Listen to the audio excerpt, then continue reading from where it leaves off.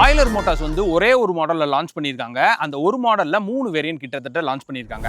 ஒன்னு வந்து turbo city, ஒன்னு வந்து டர்போல ஃபாஸ்ட் சார்ஜ், இன்னொன்னு டர்போல மேக்ஸ். ஃபர்ஸ்ட் வந்து டர்போ சிட்டி பொறுத்த வரைக்கும் பார்த்தோம் அப்படின்னா நம்மளுக்கு 15.3 கிலோவாட் வந்து பேட்டரி ஆப்ஷன் வருது. கிட்டத்தட்ட 4ல இருந்து 4.5 மணி நேரத்துல சார்ஜ் ஏறிடும்னு சொல்லிட்டு அவங்க சைடுல இருந்து சொல்றாங்க.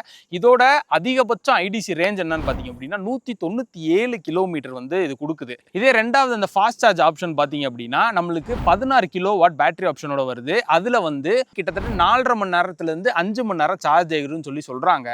இதுல என்ன ஒரு அட்வான்டேஜ் அப்படின்னா CCS2 நம்மளுக்கு கொடுக்குறாங்க.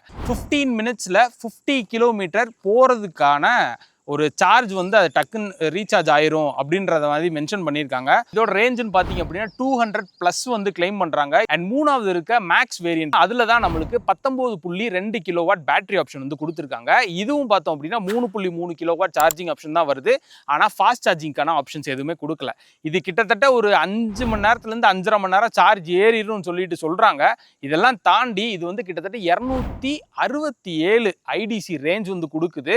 ஸோ நம்ம ஊருக்கு டிரைவ் பண்ணோம் எப்படின்னா ஒரு நல்ல மைலேஜ் கிடைக்கும்னு சொல்லிட்டு நினைக்கிறேன்.